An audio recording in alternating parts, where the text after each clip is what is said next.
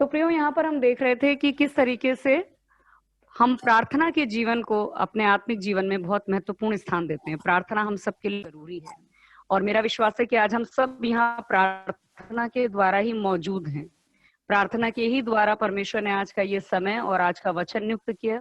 प्रार्थना के ही द्वारा परमेश्वर ने पास्टर जी के मन में यहाँ पर मुझे आमंत्रित करने के लिए विचार डाला और प्रार्थना के ही साथ आप सभी लोग यहाँ पर मौजूद हैं। तो मेरा विश्वास है कि जब हम प्रार्थना के साथ मौजूद हैं तो निश्चय परमेश्वर हमसे बात करने के लिए मौजूद है। हम यहाँ पर देखते हैं प्रियो कि ये जब यीशु मसीह इस पृथ्वी पर थे और उनके चेलों ने उनसे एक बार पूछा कि हे प्रभु, हमें प्रार्थना करना सिखा, तो हम देखते हैं यीशु मसीह ने उनको प्रार्थना करने के लिए एक प्रारूप, उनको एक तरीका सिखाया।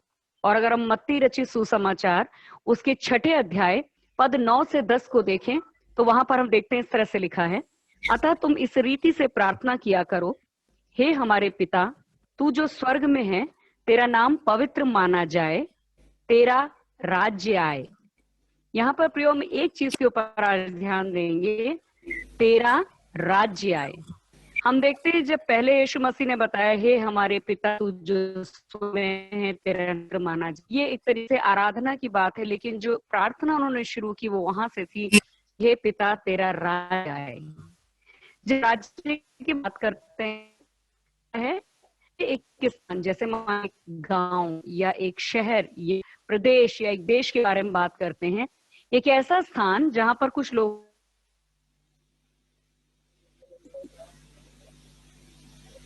एक राजा है जो सबसे ऊंचे पद पर है और जिसकी आज्ञा के बिना, जिसके आदेश के बिना और जिसकी इच्छा के बिना कुछ भी नहीं हो सकता है। तो एक ऐसा राज्य है, एक ऐसा क्षेत्र है जिसके ऊपर एक व्यक्ति कोई प्रभुता करता है। और यहाँ पर हम देखते हैं, जैसे अगर हम इसको साधारण शब्दों में समझना चाहें तो हमारे भारतवर्ष में यहाँ पर, यहाँ के जो संविधान के अनुसार, यहाँ पर एक राष्ट्रपति, एक प्रधानमंत्री एक ऐसे ऊंचे पद पर विराजमान है जहां पर उनकी आज्ञा के बिना, उनके आदेश के बिना और उनकी मर्जी के बिना कोई भी नियम कानून नहीं बन सकता, कुछ भी नहीं हो सकता है। तो यहाँ पर यीशु मसीह अपने चेलों को प्रार्थना करते समय सिखा रहे हैं कि जब तुम प्रार्थना करो तो तुम कहना कि हे पिता तेरा राज्य आए।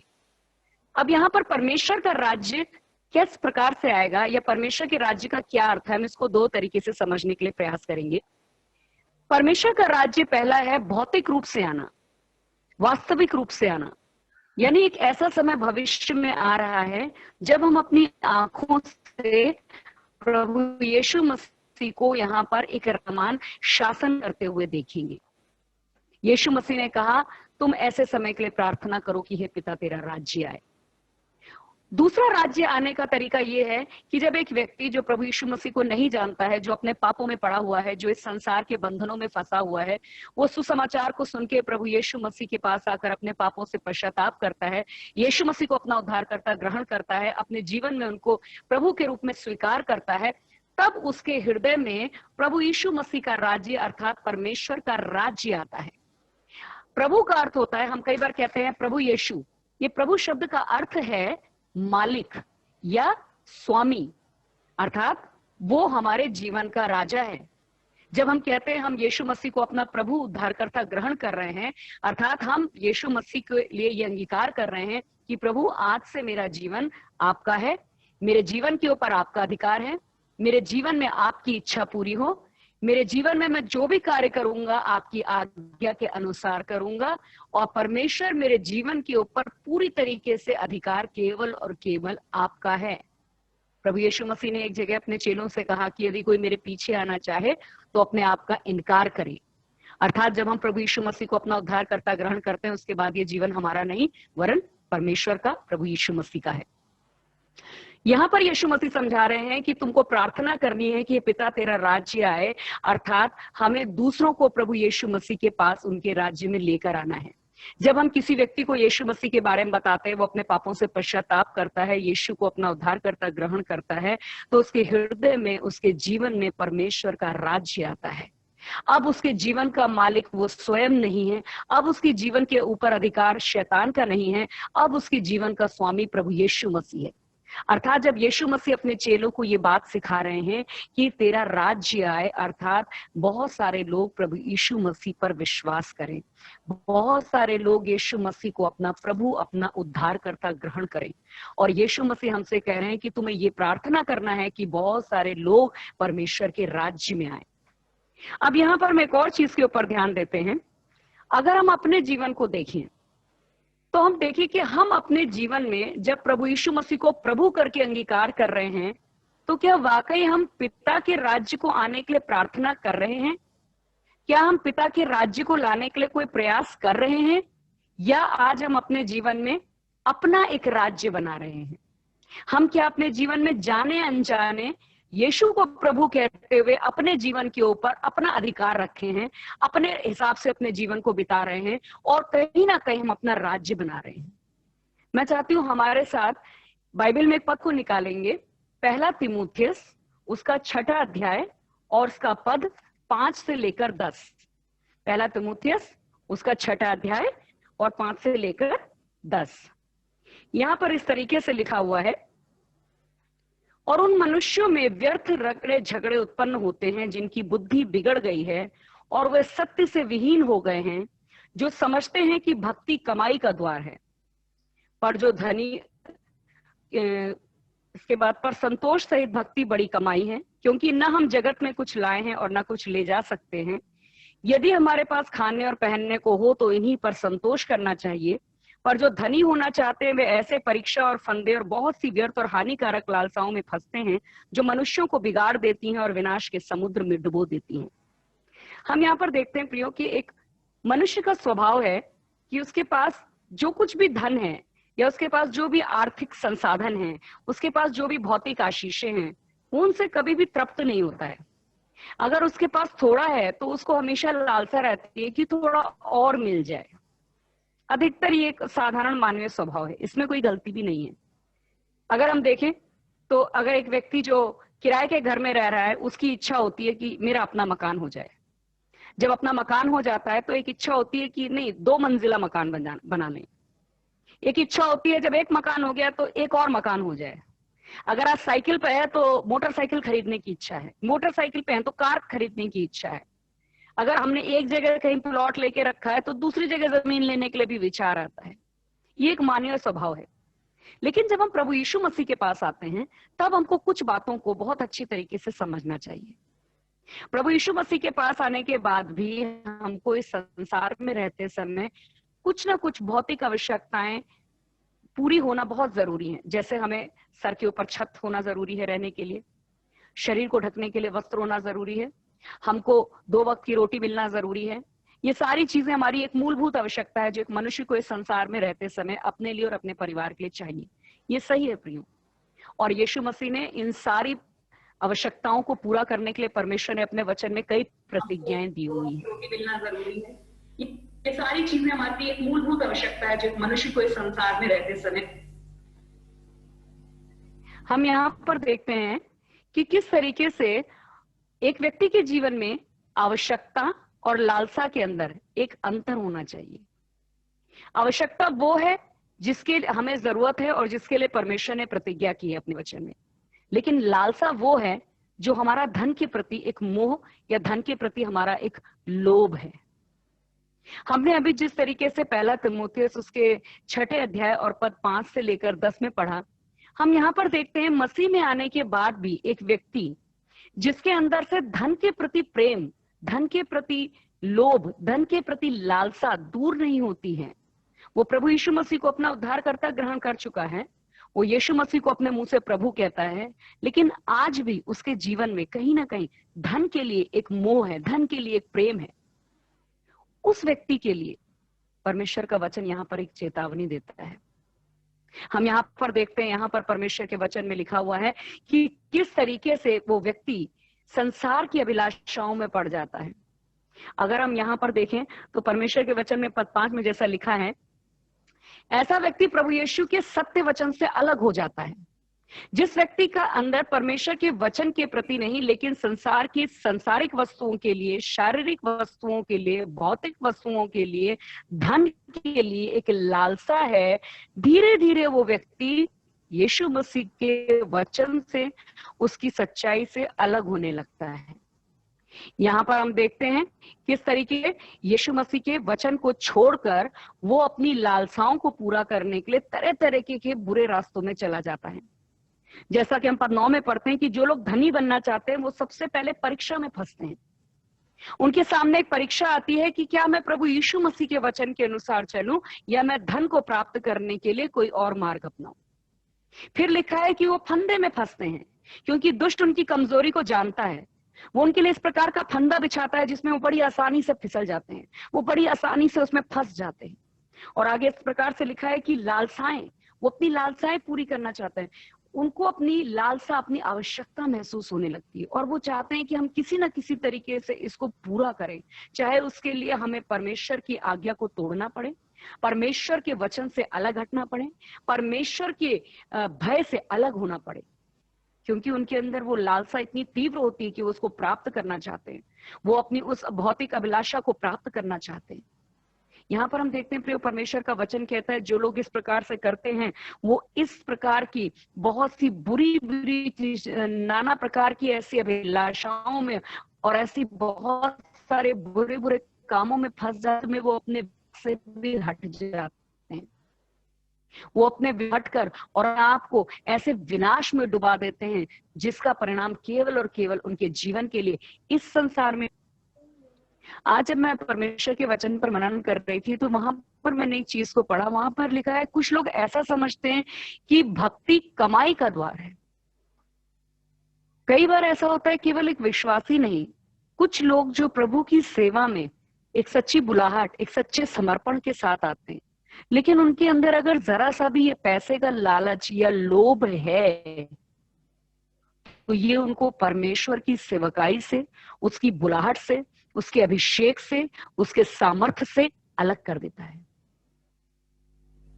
मुझे नहीं पता है प्रियो कि क्यों आज परमेश्वर एक सेवक के लिए, जहां तक मेरा विश्वास है, इस बात को कहना चाहते हैं कि भक्ति को कमाई का साधन मत समझिए। आज हम लोगों ने जब परमेश्वर की सभा को शुरू किया तो वहां पर जब गीत गाया गया तो गीत गाया गया था, सदा मैं तेरी स्तुति करूंगा, सदा मैं तेरी सेवा करूंगा। मेरा विश्वास है जिस तरह से प्रभु आज इस वचन को मुझे समझाता गया और जिस तरह से प्रभु ने इसे तैयार करने में मेरी सहायता की, कहीं ना कहीं किसी दास के लिए या किसी सेवक के लिए परमेश्वर आज बहुत स्पष्ट तरीके से बात करना चाहते हैं कि आप भक्ति को या आप सेवा को आप कमाई का द्वार न समझें। परमेश्वर का वचन हमें बताता है परमेश्वर हमारी सारी जरूरतों को पूरा करता है। हम जब प्रभु की सेवा करने के लिए आते हैं, हम सारी चीजों को छोड़ कर आते हैं, सारी चीजों का त्याग करके आते हैं। हम प्रभु का धन्यवाद करते हैं कि आज ऐसे बहुत सारे प्रभु के दास और दासी हैं जिन्होंने अपने जीवन में सच में बहुत कुछ त्याग किया और उसके बाद आज जो प्रभु की सेवा में है और परमेश्वर ने उनको किसी चीज की कमी घटी नहीं होने दी है। मैं जिस कलीसिया से संबंध रखती हूँ, मेरे अपने जो वरिष्ठ पासवान है, मैं उनकी गवाही को जानती हूँ कि किस तरह से उन्होंने और उनकी पत्नी ने अपनी सरकारी नौकरी को उस समय में छोड़ा जब उनके पास एक लंबा समय था उस नौकरी को करने का। वो बहुत कुछ पा सकते थे, उसके बाद पेंशन पा सकते थे, लेकिन वो सब कुछ छोड़कर उन्होंने दक्षिण भारत से उत्तर भारत आने का निर्णय लिया प्रभु की अगुवाई में। और उसके बाद आज हम देखते हैं कि उन्होंने बहुत से कष्ट उठाए। ऐसा नहीं है प्रियो कि वो सब कुछ छोड़कर आए और उनको रातों रात सब कुछ परमेश्वर ने दे दिया। बहुत ऐसे समय गए जब वो बहुत सी आर्थिक समस्याओं से होकर गए। बहुत सी बार उनके पास अच्छा वस्त्र नहीं था पहनने के लिए, उनके पास अच्छा भोजन नहीं था खाने के लिए, उनके पास बर्तन नहीं थे खाना बनाने के लिए, लेकिन परमेश्वर ने उनकी विश्वास योग्यता को देखकर आज उनको इस स्तर पे बढ़ाया कि आज वो कई दूसरे लोगों को मदद करने के योग्य है। जब परमेश्वर हमें अपनी सेवा में बुलाता है तो हमें पूरी तरीके से उसके ऊपर निर्भर होना चाहिए। मैं प्रभु के एक दास के बारे में एक गवाही बताना चाहती हूँ। बहुत साल पहले मैंने एक पुस्तक में पढ़ा, एक प्रभु के दास थे, वो कई परमेश्वर के दासों से मिलकर उनके जीवन और उनकी सेवकाई के बारे में उनसे बातचीत करते थे, उनकी गवाही लेते थे और उसके बाद उसके ऊपर उन्होंने एक किताब लिखी। उन्होंने कई परमेश्वर के दासों के जीवन को लेकर, उनकी सफलताएं, उनकी असफलताएं, उन सारी बातों को लेकर एक किताब बनाई। और वो प्रभु का दास बताते हैं कि वो एक बार एक प्रभु के दास से मिलने गए और जब उन्होंने दरवाजे की घंटी बजाई और उन्होंने दरवाजा, उनके घर का दरवाजा खोला गया तो उस प्रभु के दास से जिससे वो मिलने गए थे, उन्हें बहुत नीचे झुककर और अपनी गर्दन उठाकर बात करनी पड़ी। इसका कारण यह था कि जिस प्रभु के दास से वो मिलने गए थे, उनको शरीर में गठिया का इतना जबरदस्त रोग था कि उनका पूरा शरीर मुड़ चुका था। मतलब कहें तो अगर वो अपनी कमर से बिल्कुल नीचे की ओर झुक गए थे, और अब उनको अगर कोई देखना चाहता है या उनसे बात करना चाहता है तो उसे जमीन पर झुककर उनको ऊपर की ओर मुंह उठाकर देखना होगा। उन्हें बहुत हैरानी हुई कि एक प्रभु के महान दास जिन्होंने बहुत साल प्रभु की सेवा की, उनके साथ ऐसा क्यों हुआ, कैसे हुआ। और उन्होंने उनसे बातचीत की कि ये आपके साथ कैसे हो गया। तो उस प्रभु के दास ने अपनी गवाही को बताया, और उसने बताया कि बहुत वर्ष पहले जब परमेश्वर उन्हें बहुत अभिषेक के साथ, बहुत सामर्थ्य के साथ इस्तेमाल कर रहे थे, तो परमेश्वर ने उन्हें एक विशेष प्रकार का वरदान दिया था। वो था एक चंगाई का वरदान, और वो भी एक विशेष बीमारी, एक गठिया की बीमारी को ठीक करने का वरदान। और ये वरदान उनका इतना प्रभावशाली ढंग से वहां पर काम कर रहा था कि अगर एक सभा में 100 लोग बैठे हैं तो 100 में से 100 लोगों को चंगा होकर ही जाना था। वहां पर एक व्यक्ति भी ऐसा नहीं होता था जो कि इस बीमारी को लेकर वापस जाए। उनकी प्रसिद्धि दिन ब दिन फैलती चली गई, लोग उनके बारे में बहुत कुछ कहने लगे और उनका बहुत नाम हो गया। और यहाँ तक कि लोग उनके पैरों में लाकर पैसे डालने लगे कि भाई आपके ऊपर तो परमेश्वर की महान शक्ति, आप सबको चंगा कर सकते हैं। और धीरे धीरे उनके अंदर घमंड आना शुरू हो गया। उनके अंदर पैसे का लालच या घमंड कुछ ऐसा आना शुरू हो गया कि जिसकी वजह से उन्होंने अपने उस अभिषेक को खो दिया, और उन्होंने घमंड में आकर कुछ ऐसी बातों को कहा, और उसके बाद उनको वही बीमारी से पीड़ित हो जाना पड़ा। कहने का अर्थ ये प्रियो, जब हम परमेश्वर के पास आते हैं, हम सारी आवश्यकताओं के लिए, चाहे हम विश्वासी हों चाहे हम प्रभु के दास हों, हमें अपनी सारी आवश्यकताओं के लिए प्रभु के ऊपर भरोसा करना बहुत जरूरी है। संसार में बहुत सारे ऐसे आकर्षण हैं, उनमें से एक आकर्षण है धन का लालच, जिसकी वजह से कई प्रभु के दासों ने अपने अभिषेक को गंवा दिया, उन्होंने अपनी बुलाहट को खो दिया, उन्होंने अपनी सेवकाई को खो दिया, उन्होंने परमेश्वर के दर्शन को खो दिया। तो इस संसार में रहते हुए क्या हमको काम नहीं करना चाहिए? क्या हमको परिश्रम नहीं करना चाहिए? क्या हमें अपने परिवार की देखभाल करने के लिए काम नहीं करना चाहिए? बिल्कुल करना चाहिए प्रियो। परमेश्वर का वचन हमें बताता है, यीशु मसीह ने हमको सिखाया, हमें काम करना चाहिए। जब तक हम इस संसार में अपने लिए और अपने परिवार के लिए हमको काम करना चाहिए, हमको उनकी देखभाल के लिए सारी जरूरतों को पूरा करना चाहिए। लेकिन हमको एक बात स्मरण रखना जरूरी है, हमारे जीवन का प्रभु कौन है, हमारे जीवन के ऊपर किसका अधिकार है। यीशु मसीह ने हमें क्या प्रार्थना सिखाई है? पिता तेरा राज्य आए। हमें पिता का राज्य बनाना है। पिता का राज्य धन और दौलत से नहीं बनता है, पिता का राज्य आत्माओं से बनता है। प्रभु यीशु मसीह की कलीसिया बिल्डिंग से नहीं बनती है। आज हम देखते हैं कई ऐसी बिल्डिंग्स हैं, कई ऐसे भवन हैं जो बहुत बड़े बड़े हैं, ऊंचे हैं, उनके पास बहुत जमीनें हैं, बहुत अच्छा उनके पास इंफ्रास्ट्रक्चर, बहुत सारे उनके पास अच्छी सारी सुविधाएं हैं, लेकिन वो भवन खाली पड़े हुए हैं। आज हम देखते हैं कई ऐसी कलीसियाएं हैं जिनके पास भवन नहीं है, जिनके पास कुछ नहीं है आराधना करने के लिए, और वो एक पेड़ के नीचे इकट्ठा होकर आराधना कर रहे हैं, लेकिन वो परमेश्वर के राज्य में आत्माओं को लेकर आ रहे हैं। तो प्रियो, परमेश्वर का वचन हमें सिखाता है, अगर हम इस संसार में जब जीवन बिता रहे हैं तो हमें कुछ सिद्धांतों को याद रखना है कि अगर हमारे पास खाने और पहनने को है तो हमें संतोष के साथ रहना चाहिए।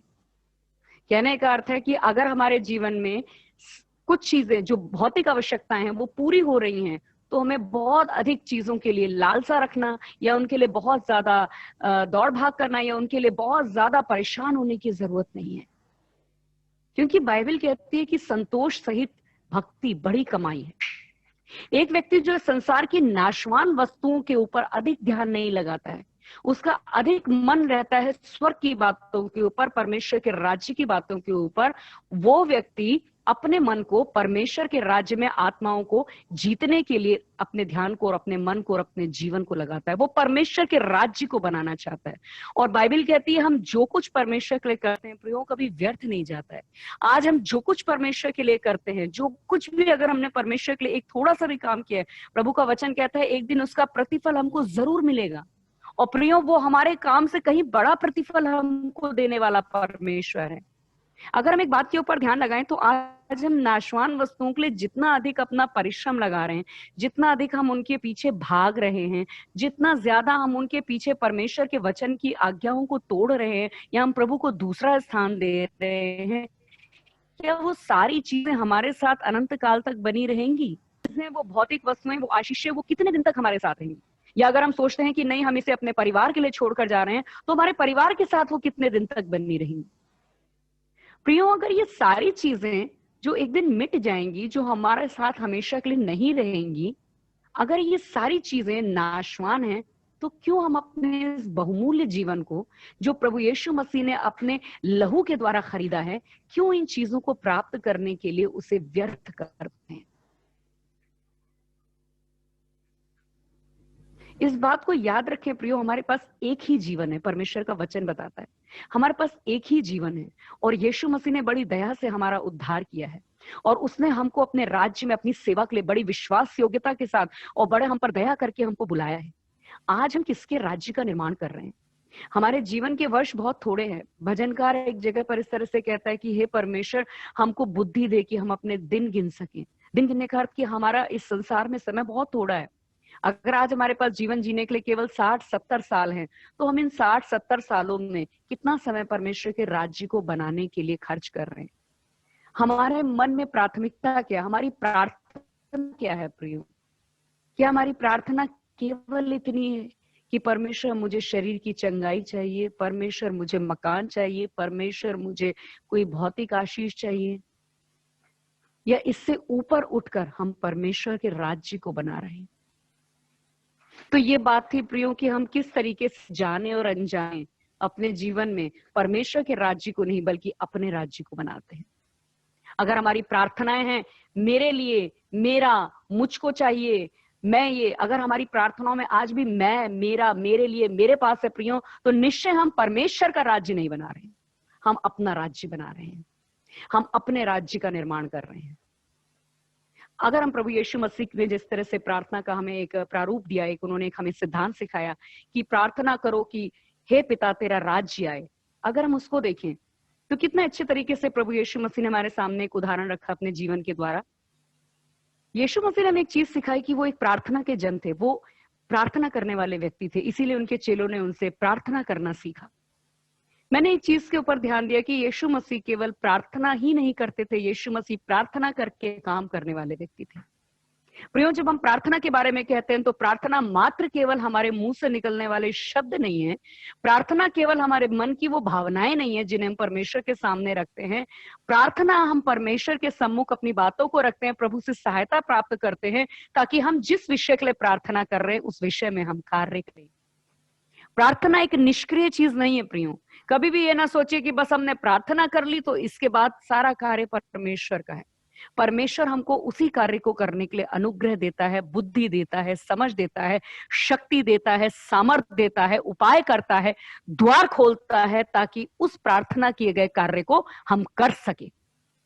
हम यहाँ पे प्रभु यीशु मसीह के जीवन से देखते हैं, यीशु मसीह प्रार्थना करते थे कि पिता तेरा राज्य आए, और यीशु मसीह प्रचार करते थे कि स्वर्ग का राज्य निकट आ गया है। यहां पर हम एक और चीज देखते हैं, हम कैसे परमेश्वर का राज्य बना सकते हैं। यदि हमें यीशु मसीह ने प्रार्थना में सिखाया है कि कहो कि हे पिता तेरा राज्य आए, अर्थात यीशु मसीह चाहते हैं कि हम न केवल प्रार्थना करें लेकिन हम वास्तव में पिता के राज्य को बनाएं। प्रियो, हम परमेश्वर के राज्य को किस प्रकार से बना सकते हैं? यहाँ पर यीशु मसीह ने एक जगह बहुत अच्छी बात बताई, लूका रचित सुसमाचार उसका 10वां अध्याय और उसका 2 पद। यहाँ पर इस तरह से लिखा है, उसने उनसे अर्थात यीशु मसीह ने अपने चेलों से कहा, पके खेत बहुत हैं परंतु मजदूर थोड़े हैं, खेत के स्वामी से विनती करो कि वह अपने खेत काटने को मजदूर भेज दे। यहां पर हम देखते हैं प्रियो, यीशु मसीह ने अपने चेलों से कहा। यीशु मसीह किससे बात कर रहे हैं? अपने चेलों से बात कर रहे हैं। और क्या बात कर रहे हैं? कि पके खेत अर्थात बहुत सारे लोग हैं जिन्हें परमेश्वर के राज्य में आना है, लेकिन मजदूर थोड़े हैं, अर्थात सेवा करने वाले थोड़े हैं। इसलिए खेत के स्वामी यानी पिता से प्रार्थना करो कि अपने खेत काटने को अर्थात आत्माओं को जीतने के लिए अपने मजदूर अर्थात अपने सेवकों को भेज दे। यीशु मसीह बात कर रहे हैं चेलों से जो पहले से यीशु मसीह के साथ हैं, यीशु मसीह के साथ सेवा कर रहे हैं, लेकिन यीशु मसीह सेवा करने वालों को ही प्रार्थना करने के लिए कह रहे हैं। और यहां पर हम देखते हैं जब चेलों को यीशु मसीह प्रार्थना करना सिखा रहे हैं, आगे चलकर यीशु मसीह उन्हीं चेलों को इस्तेमाल करते हैं। प्रियो, हमको प्रार्थना करने की जरूरत है कि हे परमेश्वर, जिन स्थानों पर मैं जा सकता हूँ, मैं जा सकती हूँ, या जिस तरीके से परमेश्वर मैं सुसमाचार बता सकता हूँ, बता सकती हूँ, प्रभु आपके राज्य में आत्माओं को ला सकता हूँ, ला सकती हूँ, परमेश्वर मुझे दिखा, ताकि मैं उस तरीके को इस्तेमाल करके तेरा राज्य बना सकूं। कभी भी ना सोचें पर प्रियो की परमेश्वर का राज्य बनाने की जिम्मेदारी केवल कुछ चुने हुए पास्टर्स के ऊपर है या कुछ प्रभु के दास दासियों के ऊपर है। यीशु मसीह ने हम सब के लिए आज्ञा दी है कि हमको परमेश्वर का राज्य बनाना है। ये ना सोचें कि मैं पढ़ी लिखी नहीं हूं, मैं केवल एक घर में रहने वाली साधारण महिला हूं, मैं केवल एक दुकान पे बैठने वाला दुकानदार हूं, मैं केवल स्टूडेंट हूं, या मैं केवल बहुत ही मामूली व्यक्ति हूं, मुझे ज्यादा बाइबल का ज्ञान नहीं है। लेकिन परमेश्वर कहता है हम किसी ना किसी तरीके से अपनी गवाही को, सुसमाचार को बता सकते हैं। हो सकता है हम धन देने के द्वारा उन क्षेत्रों में जहां सेवकाई की जरूरत है वहां किसी सेवक को जाने के लिए तैयार करें। हो सकता है प्रार्थना के द्वारा किसी को खुलने के लिए परमेश्वर से प्रार्थना करें कि प्रभु वहां द्वार खुल दे ताकि वहां सेवकाई शुरू हो सके। प्रियो, हम में से कोई नहीं कह सकता कि मैं परमेश्वर के राज्य के लिए कुछ नहीं कर सकता, कुछ नहीं कर सकती, क्योंकि परमेश्वर ने हम में से हर कुछ ना कुछ तो दिया है। हमको क्या करना है? जो परमेश्वर ने हमारे अंदर दिया है उसके लिए प्रार्थना करें, प्रभु मैं किस तरीके से आपके राज्य को बना सकता हूं। उसी परिस्थिति में जहां हम हैं प्रियो, हम कैसे परमेश्वर के राज्य को बना सकें। फिर प्रार्थना करें कि प्रभु जी, जिस जगह पर मैं नहीं जा सकता, मैं नहीं जा सकती, जिस तरीके से सुसमाचार मैं नहीं बता पाता, मैं नहीं बता पाती, परमेश्वर वहां पर आप अपने लोगों को भेजिए, आप अपने सेवकों को खड़ा करिए। आप जानते हैं प्रियो, मैंने कुछ दिनों पहले एक वीडियो देखा जिसमें मैंने सुना कि एक मुस्लिम व्यक्ति को प्रभु यीशु मसीह ने अपना दर्शन दिया, और वहां पर उन्होंने एक बात बताई कि कई ऐसे देश हैं विश्व में, विशेष रूप से मुस्लिम ऐसे देश हैं जहां पर सुसमाचार को ले जाना बिल्कुल मना है। वहां पे सारे दरवाजे बंद हैं, आप बाइबल का एक पन्ना नहीं ले जा सकते हैं, वहां पूरी तरीके से रोक है। और ऐसी जगह पर जहां पर कोई प्रभु का दास दासी जा ही नहीं सकता है, वहां पर प्रभु यीशु मसीह अपने आप को प्रकट कर कर लोगों को अपने पास लेकर आ रहे हैं। प्रियो, हमको प्रार्थना करना है कि परमेश्वर आप अपने लिए सेवकों को खड़ा करें, प्रभु आप मुझको तैयार करें, परमेश्वर आप मुझको इस्तेमाल करें। हम दूसरी चीज देखेंगे यहाँ पर, मत्ती रचित सुसमाचार उसका 28वां अध्याय और पद 19। हम सब इस पद को अच्छी तरह से जानते होंगे। जब यीशु मसीह ने अपने चेलों को ये बात सिखाई और चेलों के साथ यीशु मसीह ने हमसे ये कहा, इसलिए तुम जाओ, सब जातियों के लोगों को चेला बनाओ और उन्हें पिता और पुत्र और पवित्र आत्मा के नाम से बपतिस्मा दो। प्रभु यीशु मसीह ने हमें केवल प्रार्थना करने के लिए, दूसरों को भेजने के लिए नहीं कहा। यीशु मसीह ने कहा तुम जाओ, लोगों को सुसमाचार बताओ, लोगों को अपनी गवाही बताओ, लोगों को प्रभु यीशु मसीह के बारे में बताओ और उनको परमेश्वर के राज्य में लेकर आओ। प्रियो, हमारा काम है हम लोगों को सुसमाचार बताएं। किसी के मन को बदलना वो परमेश्वर के हाथ में। लेकिन प्रियो, यदि हम सच्चे मन से प्रार्थना करते हैं, यदि हम आत्माओं के लिए बोझ से प्रार्थना करते हैं, प्रभु से विनती करते हैं कि प्रभु हमारे लिए द्वार खोले, तो निश्चय परमेश्वर हमारे लिए इस काम को करता है। यहाँ पर हम देखते हैं यीशु मसीह कहते हैं जाओ और सुसमाचार सुनाओ। यीशु मसीह हमको कहते हैं हमें अपनी गवाही लोगों के पास पहुंचानी है। जब यीशु मसीह ने कहा कि खेत बहुत है, प्रियो जानते हैं हमारे आसपास बहुत सारे लोग हैं जिनको सुसमाचार की जरूरत है।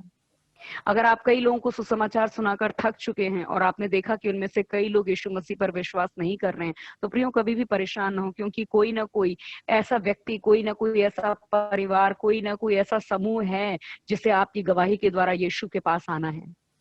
यीशु मसीह ने कहा पके खेत बहुत हैं। अगर यीशु मसीह के जमाने में वो पके खेत बहुत थे, तो प्रियो आज की तुलना में कितना अधिक पके खेत हैं। हमको कभी भी ये सुसमाचार सुनाने के काम में रुकना नहीं है। ये हम कभी न सोचे हमने बहुत सेवकाई, हमने बहुत लोगों को प्रभु के बारे में बताया, हम बहुत से लोगों को परमेश्वर के राज्य लेकर आए, अब इतना पर्याप्त नहीं हो।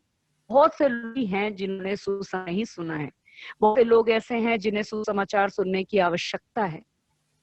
मैं कुछ दिनों घटना के साथ शेयर करना चाहते हैं। एक बहुत अच्छे एक जमाड़ का है, 30 साल का लड़का, और उसका स्वभाव बहुत था और उसका परिवार काफी अच्छा था और बहुत ही मिलनसार था और सब कुछ उसके जीवन में लगभग सामान्य था। और एक रात हमको अचानक आता है कि उस जवान भाई ने आत्महत्या करने का प्रयास किया। उस समय मेरे मन में एक बात आई कि कई बार हमारे आसपास ऐसे लोग होते हैं जिनके ऊपर कभी भी शैतान का हमला बुरी तरीके से हो सकता है। हम प्रभु को धन्यवाद करते हैं, हमने उस भाई के लिए प्रार्थना की, वो भाई पूरी तरीके से अभी ठीक है, उसका जीवन बच गया। लेकिन अगर उसका जीवन ना बचता तो एक आत्मा नरक में जा चुकी होती। बहुत से लोग हैं प्रियो जिन्हें सुसमाचार की जरूरत है। आप प्रार्थनाओं में बहुत सारी चीजों को, बहुत सारे लोगों को शामिल कर सकते हैं। बहुत सारे ऐसे लोग हैं हमारे देश में जो अभी भी अंधकार में पड़े हुए हैं, अभी भी वो बहुत तरीके के ऐसे रीति रिवाजों में पड़े हुए हैं, बहुत सारे ऐसे सामाजिक बंधनों में पड़े हुए हैं जहां से उनको छुटकारे की जरूरत है, उनको यीशु की जरूरत है। और प्रियो, ये जिम्मेदारी हमें दी गई है। अगर हम यहाँ पर देखते हैं मरकुस रचित सुसमाचार उसके 16वें अध्याय उसके 20वें पद में, हम देखते हैं यहाँ पर चेलों ने वही काम किया जो यीशु मसीह ने उन्हें करने को कहा।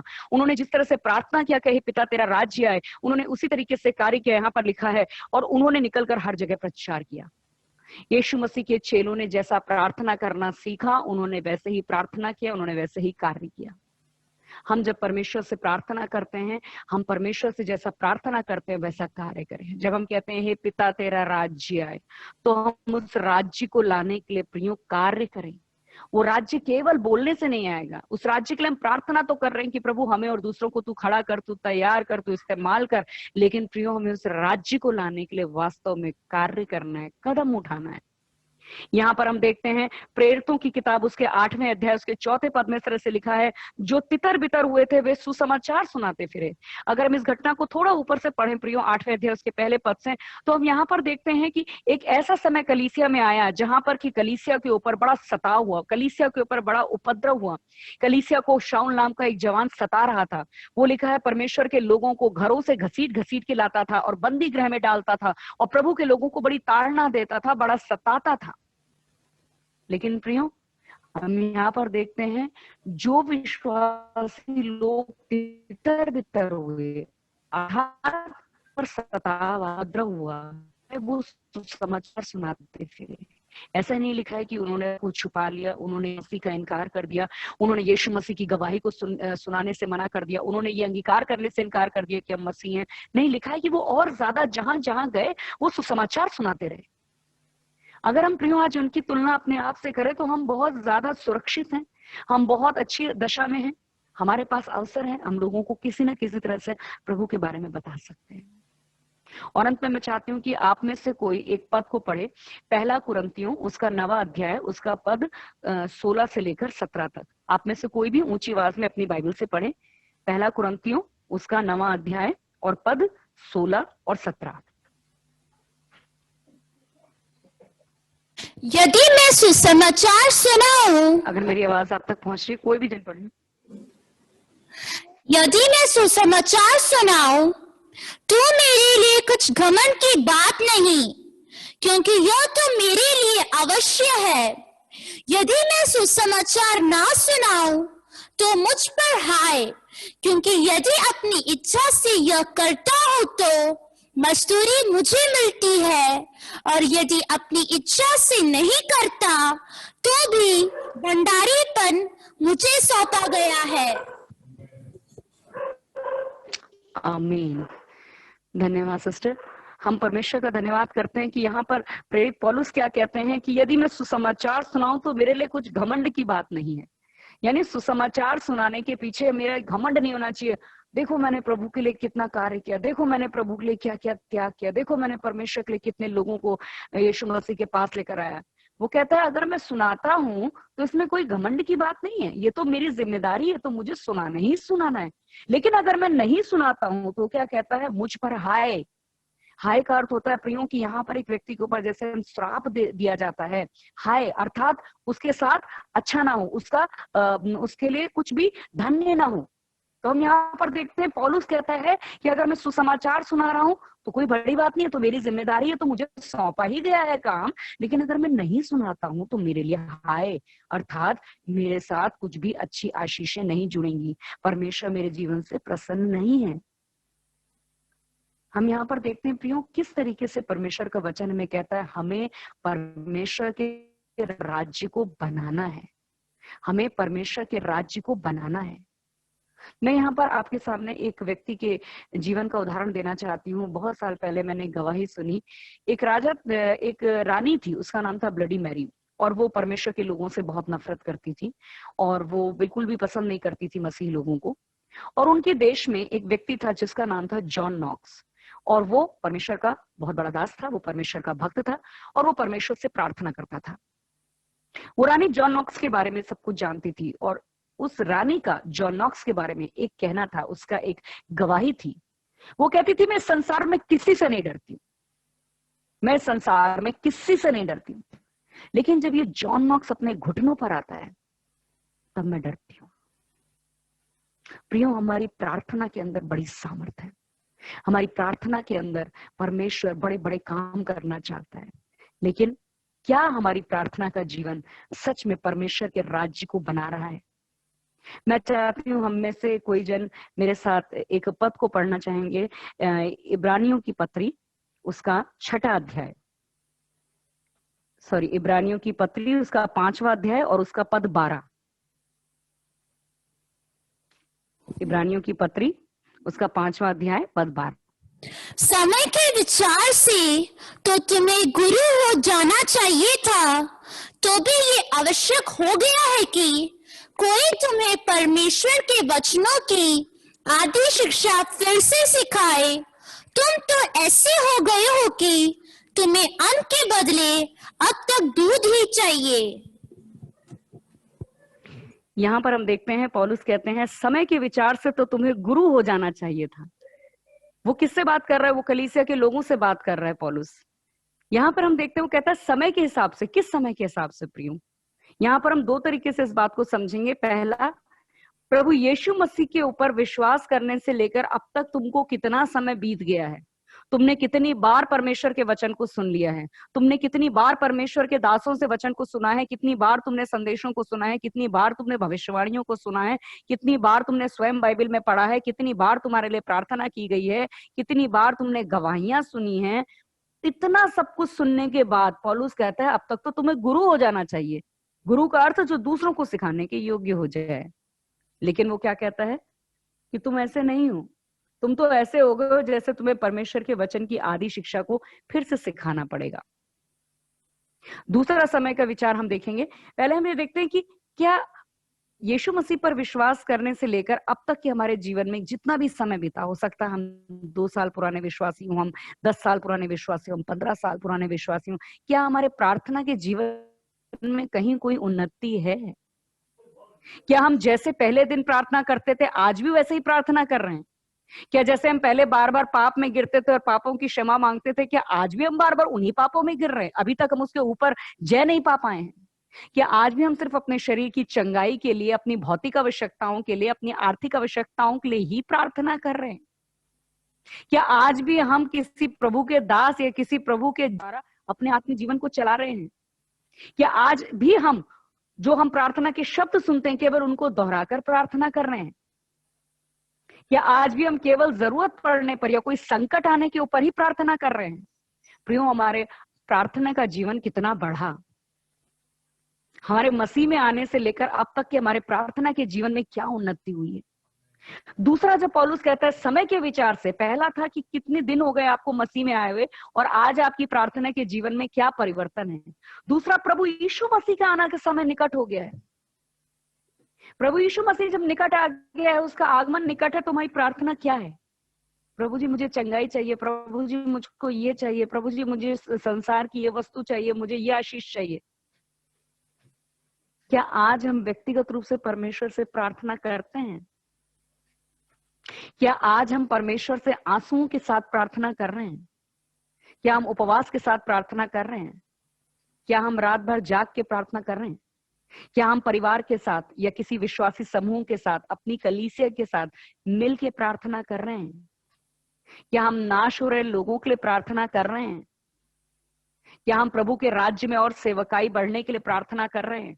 क्या हम और दासों को खड़ा होने के लिए प्रार्थना कर रहे हैं? क्या हम सताए हुए लोगों के लिए प्रार्थना कर रहे हैं? क्या हम ऐसे लोगों के लिए प्रार्थना कर रहे हैं जिन्हें शैतान ने अपने बंधन में रखा है? क्या हम सामर्थ और अधिकार की प्रार्थना कर रहे हैं? क्या हम एक बलवान और जयवंत प्रार्थना कर रहे हैं? क्या हम अपने अधिकारों को इस्तेमाल करके प्रार्थना कर रहे हैं? क्या हम बंधनों को तोड़ने वाली प्रार्थना कर रहे हैं? क्या हमारी प्रार्थना से परमेश्वर के राज्य में और शैतान के राज्य में कोई हलचल हो रही है? या आज भी हमारी प्रार्थना वही है, प्रभु जी मुझको आशीष दे, मेरे परिवार को आशीष दे। प्रियो, सोचने का विषय है, हम किसके राज्य को बना रहे हैं? हम किसके राज्य को बना रहे हैं? क्या हम परमेश्वर के राज्य को बना रहे हैं या हम अपने राज्य को बना रहे हैं? प्रभु यीशु मसीह ने हमें आज्ञा दी, हमें क्या प्रार्थना करना है, क्या कार्य करना है। हे पिता, तेरा राज्य आए। हमारे पास प्रियो बहुत थोड़ा समय रह गया, हम नहीं जानते हमारे जीवन के दिन कितने हैं, हम में से कोई नहीं जानता। प्रभु यीशु मसीह का आगमन बहुत निकट है, वो कब आ जाएंगे हम में से ये भी कोई नहीं जानता। क्यों ना हम जो हमारे पास थोड़ा सा समय बचा हुआ है उसे परमेश्वर के राज्य को बनाने के लिए खर्च करें। क्यों ना हम उस अनंत काल की चीज के लिए अपने जीवन को खर्च करें जो सदा रहेगी। प्रियो, यहाँ हम कितना भी बड़ा मकान बना लें, कितनी गाड़ियां खरीद लें, कितने गहने खरीद लें, कितने बड़ी बड़ी चीजें कर लें, लेकिन उनमें से कोई भी चीज हमारे साथ स्वर्ग में नहीं जाएगी। हमारे साथ स्वर्ग में जाएंगी तो केवल वो कार्य और उनका प्रतिफल और वो आत्माएं जो परमेश्वर के लिए हम इस संसार में रहकर जीते हैं, जो कार्य हम परमेश्वर के लिए करते हैं, और वो प्रतिफल जो परमेश्वर हमको अनंत काल के लिए देगा, वो प्रतिफल प्रियो उससे बहुत बड़ा है जो इस संसार में हम प्राप्त करेंगे। इस संसार की चीजें नाश हो जाएंगी। आज हमारे पास है, कल हम उनको छोड़ के चले जाएंगे, कल वो हमसे कोई छीन सकता है, वो नाश हो सकती हैं, लेकिन जो स्वर्ग में प्रतिफल हमको मिलेगा वो हमसे कोई नहीं छीन सकता। उन नाश हो रही आत्माओं को बचाने के द्वारा जो स्वर्ग में आनंद होगा नहीं सकता। पिता के द्वारा जब प्रभु हमसे कहेगा कि हे धन्य मेरे विश्वास योग्य दास, वो प्रतिफल प्रियो हमसे कोई छीन नहीं सकता। आइए हम अपने जीवन को परमेश्वर के राज्य को बनाने के लिए खर्च करें। बड़ी बुद्धिमानी से अपने जीवन को बिताएं, बड़ी बुद्धिमानी से अपने समय को बिताएं, बड़ी बुद्धिमानी से अपने कार्य को करें कि हम किसके लिए अपने जीवन को बिता रहे हैं, हम किसका राज्य बना रहे हैं। हमारी प्रार्थना, हमारी प्राथमिकता हो जाए, हे पिता तेरा राज्य आए, हे पिता तेरा राज्य आए। और हमें इसे प्रार्थना नहीं करना है प्रियो, हमें उसके लिए कार्य करना है। परमेश्वर निश्चय हमारे लिए मार्ग खोलेगा।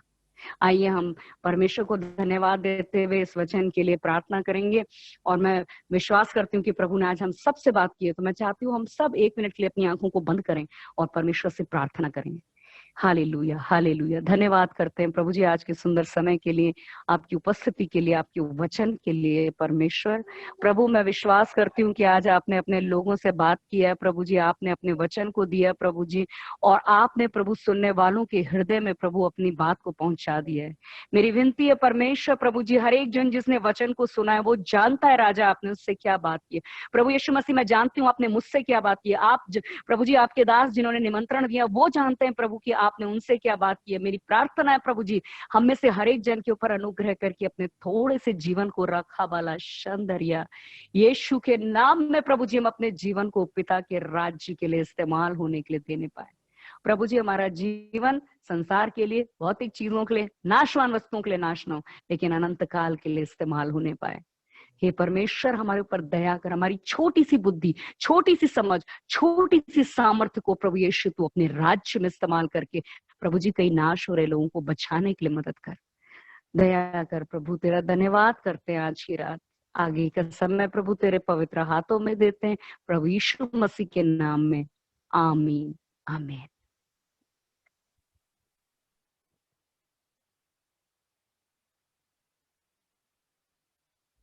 थैंक यू सिस्टर जी, आपको प्रभु बहुताय से आशीष दे। हमारे बीच में आकर प्रभु का श्रेष्ठ वचनों को बांटा गया, प्रभु आपको बहुताय से आशीष देने पाए। Thank you ma'am. हालेलुया, स्तुति करेंगे, यीशु की स्तुति करेंगे। हालेलुया, स्तुति करेंगे, यीशु की स्तुति करेंगे। Hallelujah, hallelujah, hallelujah, hallelujah, hallelujah. इस जीवन भर में सदा तुझको ध्यान करूंगा, इस जीवन सदा तुझको ध्यान करूंगा, तेरी आत्मा पाके तेरी इच्छा जान के आगे ही बढ़ता रहूंगा, तेरी आत्मा पाके तेरी इच्छा जान के आगे ही बढ़ता रहूंगा।